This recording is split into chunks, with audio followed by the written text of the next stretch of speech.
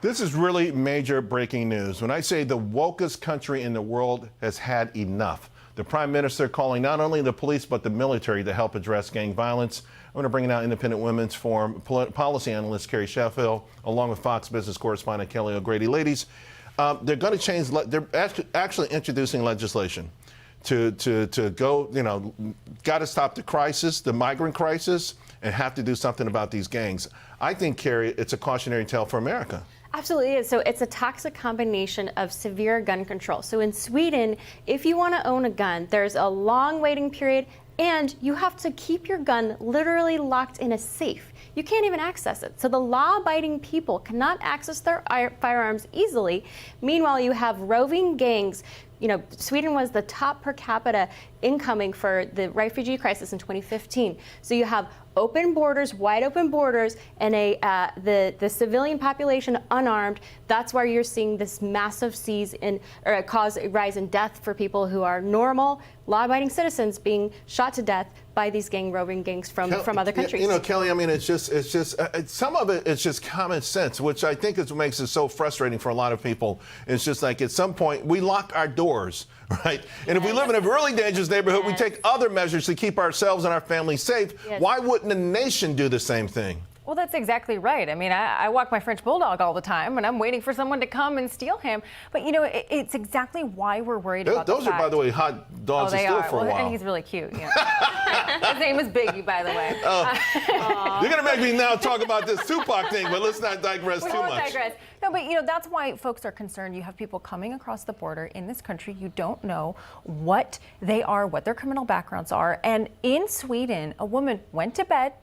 A bomb went off. She never woke up. She was 25 years old because you have two gangs fighting over the drug trade. What do you think folks coming into this country are going to be fighting over? Right. And these are two, this is not, they weren't even there. I mean, it's like people are fighting over things they don't own or control. And listen, I've seen it firsthand.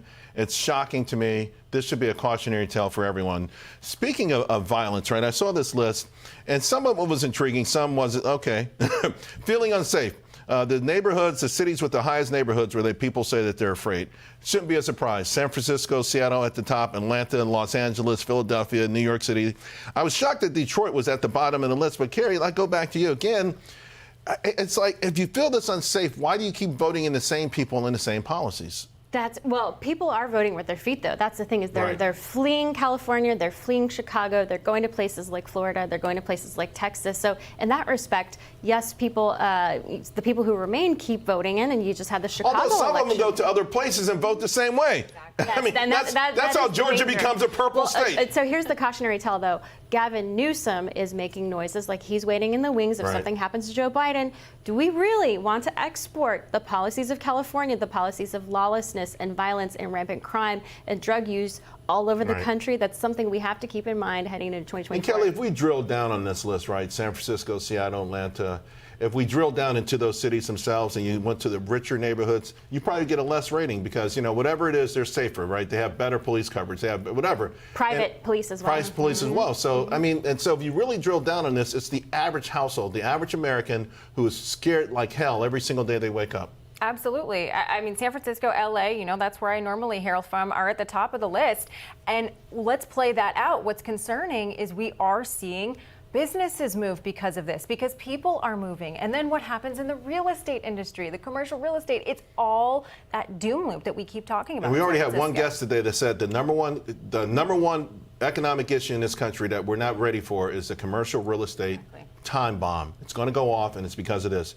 Okay, we talk a lot about spending on this show, right? And all the STEMI money, it was a lot of fun. A lot of fun. I remember we had airline CEOs like, the game has changed. It will never be the same. They were so thrilled. And of course you'd be thrilled. People like telling the boss, I'm working here in Cabo, but the money's running out. So this new poll comes out all around the world. They ask, can you afford to go on vacation? And America, number 2, 29% say they can no longer afford it. The money's run out, Carrie. Now what do we do? Well, it's also the inflation, too. I mean, how are you going to go on vacation? But the money's run out. What do we do? Because those checks started coming nice and regular. People got used to it. Yeah, well, and so CNBC reported that... we never say that. Sorry, another network. Apologies. We call it Brand X. Go ahead. Brand X. shall not be named.